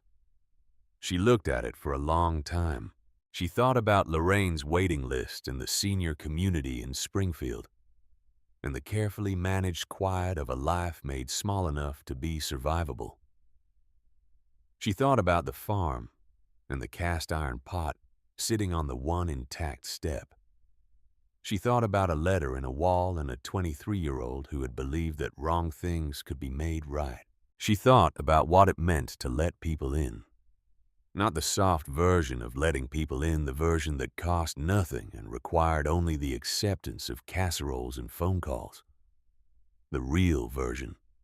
The version that meant you were known, and that being known was not something you managed or controlled, but something you inhabited. She had been very good for a very long time at not inhabiting it. She looked at Colt. She said, after Walter died, I managed this property alone. Tommy was grown, but he was not finished needing a parent, and neither of us knew how to do what came next without the other. I made every decision without help, because help had a way of not being there when you needed it. and I had learned early that the most reliable person in any situation was myself. He did not say anything. She said, "I know that is not a character trait that makes things easy for the people around me." He said, "No, it is not." She said, "I am not going to change it entirely." He said, "I know." She said, "But I am 68 years old, and I have a new house, and 79 rose bushes, and a stone in my field, with my son's name on it, and the people who put all of that here did it because of a promise my son made, and because of a door I opened in a storm." She paused. "I think I can manage to let that mean something." He said, "It means everything." She accepted the patch. He pinned it to the left side of her jacket over the pocket where she kept Tommy's photograph, which she thought was fitting in a way that was either accidental or was not accidental at all. He stepped back. She looked out at the field, the fire, the people, the children with the fireflies, the motorcycles parked in rows along the edge of the property, the new house with its lit windows behind her. 300 people who were going to ride back to 27 different places in the morning and carry whatever this was with them when they went. Reef was near the fire, his splinted arm in its sling eating something off a paper plate with the focused attention of a man who had been working one-handed for 3 days and had earned his feelings about a proper meal. He looked up and saw her looking, and he raised the plate slightly the way people raised a glass, without the formality of a toast. And she nodded. Whitlock was sitting on a folding chair near the oak tree, talking to a man she did not know. And when he saw her looking, he raised his hand, and she raised hers. She went inside and made coffee. She made a full pot, the real kind, and she carried it out to the porch on a tray with cups she had found in one of the boxes a brother from the Kansas City chapter had packed from the donated household goods cups she did not recognize, but which would become familiar. She poured coffee for whoever came to the porch. A good number of them came. They sat on the steps and on the porch railing and on the chairs that had been set out along the front, and they drank the coffee and talked about things and did not talk about things in equal measure. And the fire in the field went on burning, and the children went on chasing fireflies, and the November night was cold and clear and absolutely still. Colt sat in the chair beside her. They were quiet together for a while, the way they had been quiet in the cellar, below the level where words were necessary. He asked what she was thinking about. She said, "Thomas." She said, "Tommy." She said, 30 years of keeping other people alive, and the specific feeling of being 68 years old and finding out you had only seen part of the picture. He said, "And now." She looked at the field. She said now she was thinking she should have made more coffee. He looked at her sideways. She said there was a full pot inside and that it would keep. He said, "I will get it." He got up and went inside.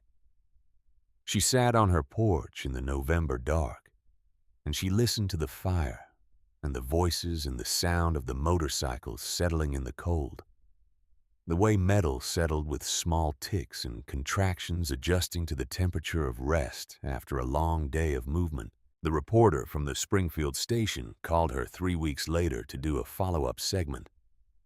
At the end of the interview, she asked Maggie the question she had been waiting to be asked, the question that wrapped around the whole of it and required only one answer. She asked if Maggie had any regrets. Maggie was sitting on the porch in her reading chair, which she had moved outside for the afternoon because the day was warmer than November had any right to be in Missouri. And she had a cup of coffee and the field in front of her with its bare rose canes and the stone near the oak tree and the lane where Tommy had learned to ride his bicycle and later his motorcycle, and which was now lined with the evidence of what 300 people could do in 3 days when they had a reason. She thought about it honestly, the way she thought about everything. She thought about 68 years of opening doors and closing them. She thought about the doors she had opened and what had come through them, and the doors she had closed, and what she had kept out, and whether the balance of those choices had been correct, and whether correct was even the word for it. She thought about Walter building a cellar so she would always have somewhere safe to go. She thought about Tommy writing a letter so she would never be alone. She looked at the reporter. She said just one. She said she wished she had made more coffee. The reporter laughed, and from the field where Colt was helping Whitlock fold up the folding chairs from the gathering the night before, which had been there since, and which neither of them had gotten around to bringing inside, she heard both of them start to laugh as well, because the porch was close enough to the field that they had heard. And that was the thing about a porch that faced the land and the people on it. Nothing was lost. Everything carried.